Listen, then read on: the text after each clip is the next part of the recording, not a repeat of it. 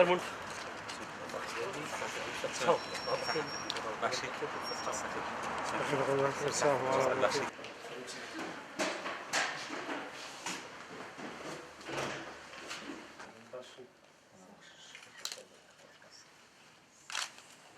تاریخ شروع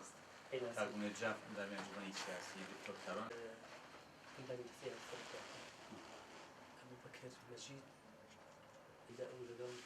فلم يهبطان شو هذا شو نتكلم أبتعت تشو جناب دوشيدي هم يتفقين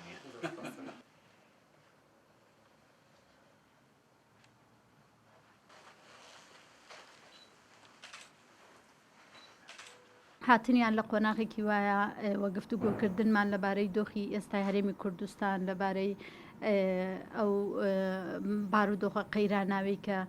بواری سیاسی و کۆمەڵایەتی گرتووە لە هەرێمی کوردستان و هەروەها ئەو دۆخی کە عێراقی تیا و ناڕەزایەتانەی کە هەن و چۆن بتوانین پێکەوە لە ئایندەیە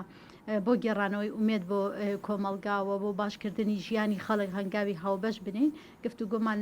لەبارەی هەموو ئەوانەوە کرد پێمان وایە کە ئەم دیدارانە ئەم گفتوگویانە پێویستە بەردەوامی هەبێ پێویستە بەرفراوان بێت چونکە خەڵکی باشووری کوردستان بەگشتی ئێستا و حتا تەنانەت خەڵکی عێراقیش ئێستا بە دوای کۆمەڵی هێزی ئۆپۆزسیۆنە گەڕێن کە بتوانێت پێشەنگایەتێکی دروست بک بۆ ئەوەی کە لە پێناو هێنانەدی ئامانجەڕەواکانی خەڵک لە پێناو باشکردنی ژیانی خەڵک بتوانێت خاوەن پرۆژە بێ و خاوەن هەنگاوی جدی بێ و ئەو گۆڕانکاری کە ئەو گۆڕانکاریانەی کە لە داهاتووە لە عێراق ئەکرێ بێگومان خۆپیشاندانەکان و کاریگەریان لەسەر حکومڕانی و لەسەر پێمان وایە لەوانەیە هەڵبژاردننی پێشوەختە ئەعلان کرێ بۆیە ئەوە پێویستە هێزەکان لە هەرێمی کوردستانیش خۆیان ئامادە بکەن بۆ ئەو گۆڕانکاریانە بۆیە ئێمە وەکو خۆمان و هاوپەیمانی نیشتیمانی پلانماندانەوە لەگەڵ ئەو هێزانەی کە کاریگەریان هەیە لە هەرێمی کوردستانە بەدەر لە هێزەکانی دەسەڵات ئەو هێزانەی ترکە پێگەی جەماوەریان هەیە بتوانین